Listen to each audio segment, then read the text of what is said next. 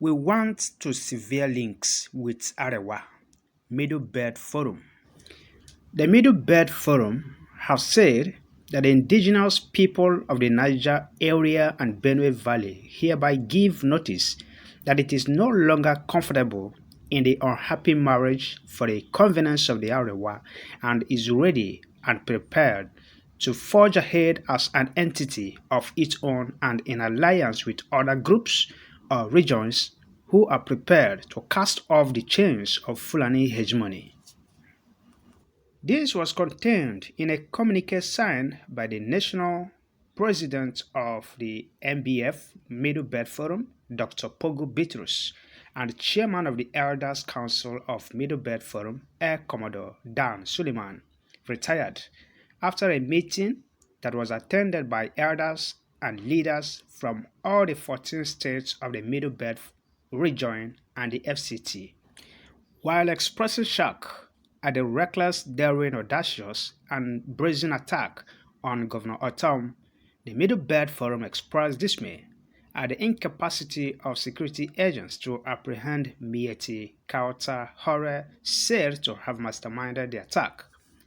They warned that sending a detachment of operatives to investigate a crime whose perpetrators are known was not enough response from the federal government. The Middle Belt Forum commended the Nigerian Governors Forum and Governor Yeso Wike of Rivers State, who warned that the nation risked disintegration if any harm were to befall Governor Tom, while insisting that either on account of incompetence or collusion, the federal government has failed in its primary constitutional responsibility of protecting lives and property of Nigerians, leading to the takeover of the Nigerian space by merchants of death, kidnappers, rapists, and other brigands. The Middle Belt Forum resolved that the Middle Belt region stands solidly behind His Excellency Governor Samuel Otom in his brave and courageous defense of the people of Benue State from the persistent and unending attack by Fulani marauders whose open agenda is the Fulanization of Nigeria in general and the occupation of the Benue Valley in particular, and warns these marauders and their sponsors that if any harm were to befall Governor Tom, that incident will be a declaration of war on the indigenous peoples of the Middle Belt, which will be repelled with all the fury and force at their disposal. The meeting also appealed to the indigenous people of the Middle Belt to take urgent and deliberate steps to protect themselves and their communities from these merchants of death, kidnappers, rapists, and marauders, and to resist all attempts by the federal government and security agencies to disarm them and render them easy pickings for these killers' machines. The communique read in part the conditions that led to the demand for the creation of a separate region for ethnic nationalities within the Middle Belt region at the Willings Commission in 1948 are still with us,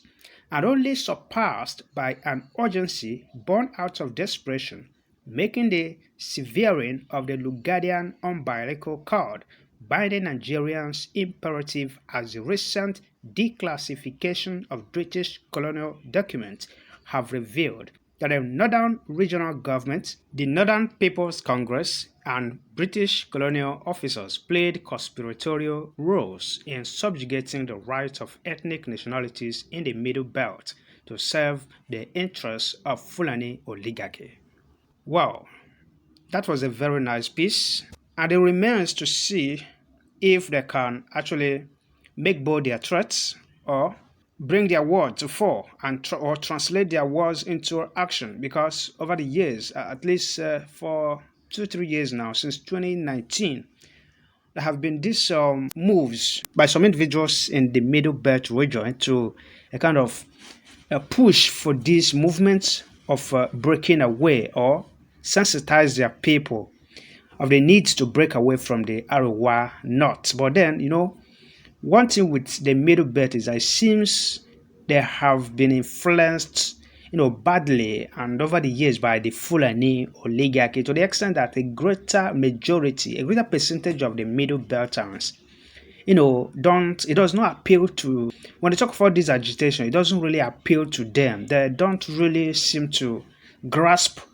the big need of standing on their own or of beginning to push for any agitation that will bring about a savannah state or a separate middle belt state, except for the Christians in the middle belt and those at the lower parts of Benue and Kogi. Those are the ones that are more interested in getting a separate state for themselves. So those are the ones that seem to always be moved whenever you talk of agitation or breaking out of Nigeria. But the rest of the middle belters, those you talk of Nasarawa, talk of Bauchi people, they normally see themselves as part of the extended north, part of the extended Arewa north, other than breaking away from there. They have been influenced over the years, they have been conquered. Most of their villages have even been renamed. So, well, it remains to be seen whether anything can come out of that very zone. But I know for some time now, Nnamdi Kanu has been waiting on them, and a vibrant youth leader has always been mooted to be coming from there, but it still remains to be seen who will have that kind of boldness to declare himself, another Mazen Nnamdi Kanu or Sunday Boho from that very region, so that our revolution can start immediately, because we are actually waiting on the middle belters to actually rise up and join the southern parts, by which I mean the Biafrans and the Yoruba nation, so we can march together and totally bring an end to the zoo. Guys, do watch, subscribe to our channel, and may Elohim greatly bless each and every one of you for watching and checking on this very channel. Don't fail to subscribe, drop your comments and like, and may Elohim bless you.